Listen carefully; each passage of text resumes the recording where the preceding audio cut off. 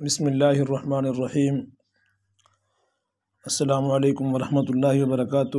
محترم سامعین، کتاب اختبارات حصہ علم العروض سے یہ ہماری چوتھی ویڈیو ہے۔ پہلے 3 ویڈیو کے اندر 36 سوال تک ہم پڑھ چکے ہیں۔ سوال نمبر 37 ہے۔ آپ سے گزارش ہے کہ اگر آپ ہمیں پہلی مرتبہ سن رہے ہیں تو پہلے اس سے پہلے جو 3 ویڈیوز ہیں وہ آپ سن لیجئے گا۔ اس کے بعد جو ہے نا یہ سوال نمبر 37 سے کتاب اختبارات اور حصہ ہے علم العروض۔ ان ضابطۃ الاصل فی التفاعیل ہوا ما بدأ۔ کل ہم نے پڑھا تھا کہ اوزان جو ہیں وہ کل 10 ہیں جن سے بحور تیار ہوتی ہے۔ ان 10 میں سے 4 اصول کہلاتے ہیں اور 6 فروع کہلاتے ہیں۔ یہاں اصول کا ضابطہ بیان کر رہے ہیں کہ اوزان میں اصل کا ضابطہ یہ ہے کہ اصل وہ ہوگا جس کی ابتدا کی جائے، جس کو شروع کیا جائے وتد سے، چاہے وتد مجموع سے اس کی ابتدا ہو یا وتد مفروق سے اس کی ابتدا ہو، تو جس کی ابتدا وتد سے ہو وہ اصل کہلائے گا۔ سوال نمبر 38 ہے۔ ان ضابطۃ الفرع فی التفاعیل هو ما بدأ۔ فرع کا ضابطہ یہ ہے اوزان میں کہ فرع وہ ہے جس کی ابتدا کی جائے سبب خفیف سے یا ثقیل سے۔ تو سبب کی ابتدا فرع کی ابتدا سبب خفیف سے ہو سکتی ہے، سبب ثقیل سے ہو سکتی ہے، اور جو اصل کی ابتدا ہوگی وہ وتد سے ہوگی۔ تو ہمارے سامنے ضابطہ آ گیا، جو اوزان ہوں گے 10، ان 10 اوزان میں سے 4 اصل ہیں، اور اصل وہ ہوگا، وہ وزن ہوگا جس کی ابتدا وتد سے ہو، چاہے وتد مجموع سے ہو یا وتد مفروق سے ہو، اور ان کے اندر جو ابتدا ہوگی وہ سبب سے ہوگی۔ اگر سوال نمبر 39 ہے۔ اصول التفاعل اربعۃ۔ اوزان میں جو اصول ہیں وہ 4 ہیں، وہ کون کون سے ہیں؟ تو وہ ہیں فعول، مفاعل، مفاعلۃ اور فاعلات۔ یہ چاروں کو دیکھ لیں آپ۔ پہلا ہے فعول۔ اب اس میں دیکھیں فعو اور لن یہ دونوں سے مل کر بن رہا ہے۔ اب اس میں فعو وتد مجموع ہے اور لن سبب خفیف ہے، اور یہ سبب سے ہی وتد سے ہی اس کی ابتدا ہو رہی ہے، تو اصول وہ ہے جس کی ابتدا وتد سے ہو۔ اگرچہ ہم نے پیچھے پڑھا تھا کہ یہ جو اوزان ہیں یہ حروف سے بنیں گے اور تعداد اسباب کے واسطے سے، فواصل کے واسطے سے، تو یہاں پہ یہ اصل بیان ہو رہا ہے، یہ وزن تیار ہوا ہے ایک وتد سے اور ایک سبب سے۔ فعو اس میں وتد ہے اور لن اس میں سبب ہے۔ وتد مجموع سے اس کی ابتدا ہو رہی ہے، سبب ہے، اور یہ اصول کہلائے گا۔ اور مفاعل میں دیکھیں، مفا یہ وتد مجموع ہے، یہ سبب خفیف ہے، اور لن سبب خفیف ہے، تو یہ وزن تیار ہوا ہے ایک وتد سے اور 2 اسباب سے، اور اس کی ابتدا بھی مفا دیکھیے وتد سے ہوئی ہے، تو یہ بھی اوزان میں سے اصل وزن کہلائے گا، فرع نہیں کہلائے گا۔ اسی طرح مفاعلۃ میں دیکھیں، مفا یہ وتد مجموع ہے، اور علۃ میں آپ دیکھیں علۃ، دیکھیں علۃ میں یہاں 2 آپ کہہ سکتے ہیں، اعلیٰ سبب ثقیل ہے اور تن سبب خفیف ہے، یوں بھی کہہ سکتے ہیں آپ۔ تو یہ 2 سببوں اور ایک وتد سے یہ وزن تیار ہوا ہے، یا یوں بھی کہہ سکتے ہیں مفا یہ وتد مجموع ہے اور علۃ یہ فاصلہ صغریٰ ہے۔ فاصلہ صغریٰ کی تعریف آپ پیچھے پڑھ چکے ہیں، جس میں 3 حرف متحرک ہوں اور چوتھا ساکن ہو۔ بہرحال اس وزن کی ابتدا بھی کس سے ہو رہی ہے؟ وتد سے ہو رہی ہے، تو یہ بھی اصول کہلائے گا۔ اور آگے دیکھیں فاعلات۔ اب یہاں دیکھیے ذرا غور کیجئے گا، فاعی یہ وتد مفروق ہے، 2 حرف متحرک ہیں، درمیان میں ایک ساکن ہے، اور لا یہ سبب خفیف ہے، اور تن یہ بھی سبب خفیف ہے، تو یہ ایک وتد اور 2 سبب سے بنا ہے۔ باقی رہی یہ بات کہ یہاں عین کو لام کے ساتھ ملا کر کیوں نہیں لکھا، تو یہی ظاہر کرنے کے لیے کہ یہاں عین کا تعلق پچھلے کے ساتھ ہے۔ اگر عین کا تعلق لا کے ساتھ ملا کر لکھتے تو پھر یہ ذہن میں آتا کہ شروع اس کی ابتدا ہو رہی ہے فا سے، اور درمیان یہ سبب خفیف ہو جاتا، اور درمیان میں علا یہ وتد مجموع ہو جاتا، اور تن سبب خفیف بنتا، اور یہ اس طرح وزن ہے بھی صحیح، فاعلات وزن ہے بھی صحیح اسی طرح، لیکن وہ فروع میں شمار ہوتا ہے جی اصول میں شمار نہیں ہوتا۔ یہی فاعلات جب اصول میں ہوگا تو عین کا تعلق فا کے ساتھ ہوگا، یعنی وتد مفروق شروع میں ہوگا، لا اور تن یہ دو سبب خفیف ہوں گے۔ اور جب فاعلات فروع میں شمار ہوگا تو تب یہ فا الگ ہوگا، یعنی سبب خفیف سے اس کی ابتدا ہوگی، اور درمیان میں علا وتد مجموع آ جائے گا، اور آخر میں سبب خفیف آ جائے گا۔ باقی جو آپشن ہے اس میں آپ دیکھ لیں، اس میں کوئی بھی آپشن ایسا نہیں ہے جس میں جو ہے نا جی ابتدا ہو رہی ہو کس سے، وتد مجموع سے۔ تمام اوزان کی ابتدا وتد مجموع سے ہو رہی ہو، ایسا نہیں ہے۔ جی سوال نمبر 40 ہے، ان الاصول ينشأ عنها الفروع بعدد الاسباب التي فيها مثلا فعول ينشأ عنه فرع واحد وهو فاعل۔ جی ضابطہ ہے، غور سے ذرا اس کو سمجھیے گا کہ جی فروع کے اصول سے جو فروع تیار ہوتے ہیں وہ ان کا ضابطہ کیا ہے؟ کہتے ہیں اصول کے اندر جو اوپر ہم اصول کے اوزان پڑھ چکے ہیں، فعول، مفاعل، مفاعلۃ اور فاعل، اصول کے اندر جی ہر وزن کے اندر جتنے سبب استعمال ہوئے ہیں ہر اس اصل کی اتنے فرع آئیں گی۔ مثال کے طور پر فعول کو آپ دیکھ لو، فعول میں ایک وتد مجموع ہے اور دوسرا لن سبب خفیف ہے، تو اس میں اسباب کی تعداد کیا ہے؟ ایک ہے، ایک سبب ہے، تو اس کی فرع بھی ایک تیار ہوگی، اس اصل کی فرع ایک آئے گی جی۔ اور مفاعل میں دیکھیں، مفا وتد مجموع ہے، عی اور لن، اس میں دو سبب ہیں، تو اس سے اس اصل کی فروع بھی دو آئیں گی جی۔ اور مفاعلۃ میں دیکھیں آپ، مفا یہ وتد مجموع ہے اور علۃ فاصلہ صغرا ہے، تو اس کی یوں سمجھ لیں کہ کوئی اس کی فرع نہیں آئے گی۔ اور اگر اس کو اعلیٰ اور تن بناتے ہو جی، بلکہ اعلیٰ اور تن ہی بنائیں گے اس کو، تو اس کی پھر کیا آئیں گی؟ دو فروع آئیں گی۔ اعلیٰ ایک سبب ثقیل ہے اور تن سبب خفیف ہے، دو سبب ہیں اس کے اندر، تو اس کی کتنی فروعات آئیں گی؟ دو فروعات آئیں گی۔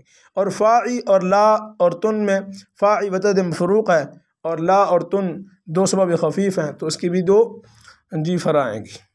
تو ان الاصول، بے شک اصول، ينشأ عنها الفروع، ان سے فروع پھوٹتے ہیں، فروع پیدا ہوتے ہیں اصول سے۔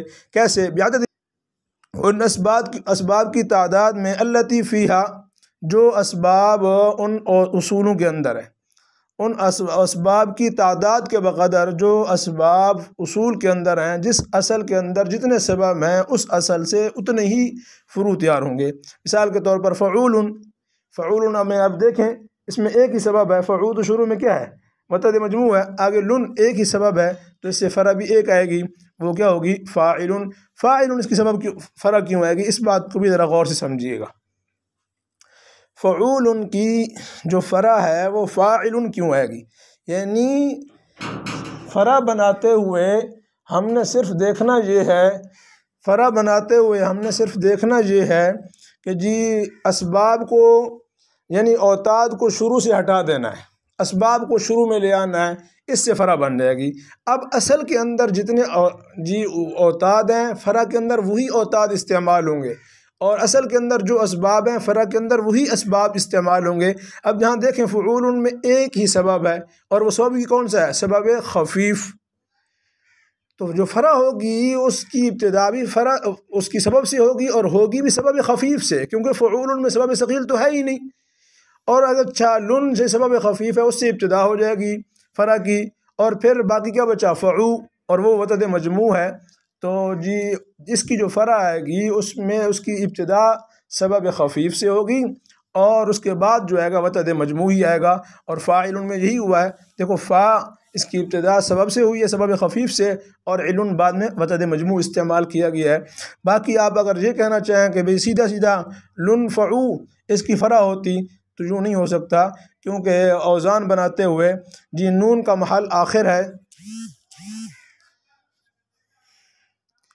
نون کا محل جی آخر ہے، اور اس کا جی فا کا محل ابتدا ہے، تو شروع میں فا ہی لیں گے، اور ویسے بھی علم عروض میں خصوصیت حرف کا لحاظ تو ہوتا ہی نہیں ہے، اس لیے فاعل ہی بنائیں گے۔ بس اتنا دیکھنا ہے ہم نے۔ دیکھو فعول کے اندر ایک سبب خفیف تھا اور ایک وتد مجموع تھا، اور اس کی جو فرع تیار ہوئی ہے اس میں بھی ایک سبب خفیف ہے اور ایک وتد مجموع ہے۔ سبب خفیف سے ابتدا ہو رہی ہے کیونکہ فرع کی ابتدا سبب سے ہوتی ہے۔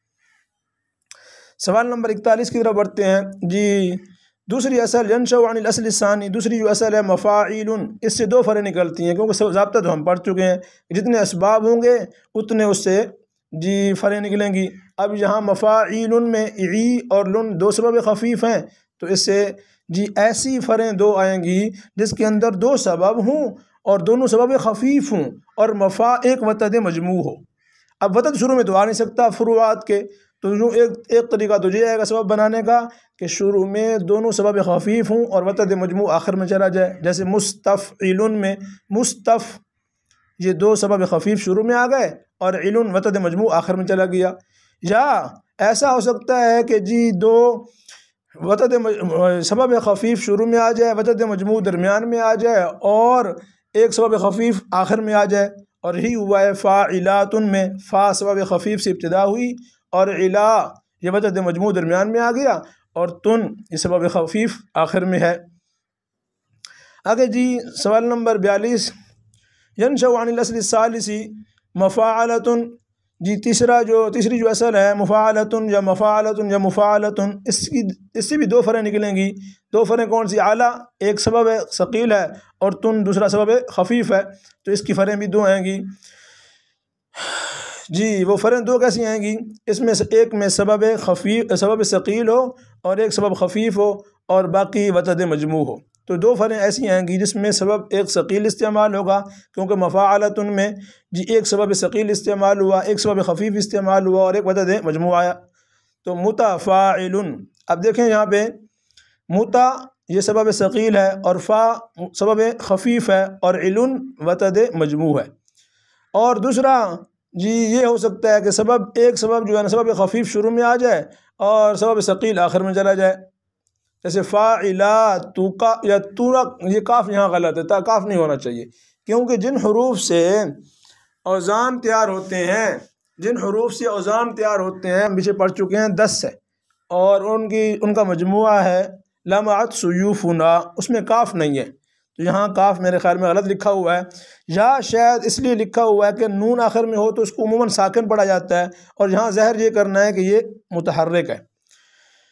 فا یہ سبب خفیف ہے اور علا درمیان میں وتد مجموع ہے، اور آخر میں تنا یا توکا یہ کیا ہے؟ سبب یہ ثقیل ہے۔ آگے سوال نمبر 43 ہے ینشأ عن الاصل الرابع فاعلات ذو الوتد المفروق فرعان وہما، کہتے ہیں چوتھی جو اصل ہے اور اس کو کیسے پڑھنا ہے؟ فاعلات پڑھنا ہے، یعنی عین کو فا کے ساتھ ملانا ہے، عین کو لا کے ساتھ نہیں ملانا۔ ذو الوتد المفروق یعنی وتد مفروق والا ہے یہ، یعنی اس کی ابتدا میں وتد مفروق ہے، اس کی بھی 2 فریں آئیں گی۔ مفعولات، کیونکہ اس کے اندر 2 سبب خفیف تھے، لا ایک اور تن 2، دونوں کو شروع میں لے آؤ تو مفعو بن گیا، اور سبب آخر میں وتد مفروق ہے، لاتو یا لاتی، اور دوسرا مستفعل۔ اب یہاں عین کو بھی یہاں اس لیے لام سے الگ کیا ہوا ہے تاکہ پتہ چلے کہ شروع ہو رہی ہے سبب خفیف سے اور اختتام بھی سبب خفیف پر ہے اور وتد مفروق درمیان میں ہے۔ اصل میں سبب خفیف ہو گیا، تفعی یہ وتد مفروق ہو گیا، اور لن یہ سبب خفیف ہو گیا۔ اس کی اصل بھی کے اندر چونکہ ایک وتد مفروق ہے اور 2 سبب خفیف ہیں، تو اس کے اندر جو اس کی فریں بنیں گی اس میں بھی ایسے ہوگا کہ 2 سبب خفیف ہوں گی اور ایک وتد مفروق ہوگا۔ البتہ فریں لانے کی 2 ہی صورتیں ہوں کہ فرع کی ابتدا کیا ہوگی؟ سبب سے ہو سکتی ہے۔ اب یا تو دونوں سبب اکٹھے شروع میں لے آؤ اور آخر میں وتد مفروق کو لے جاؤ، یا دونوں سبب اکٹھے شروع میں نہ لے آؤ، ایک سبب شروع میں لے آؤ سبب خفیف اور ایک آخر میں لے جاؤ اور وتد مفروق درمیان میں لے آؤ، ایسے مستفعل میں ہوا ہے۔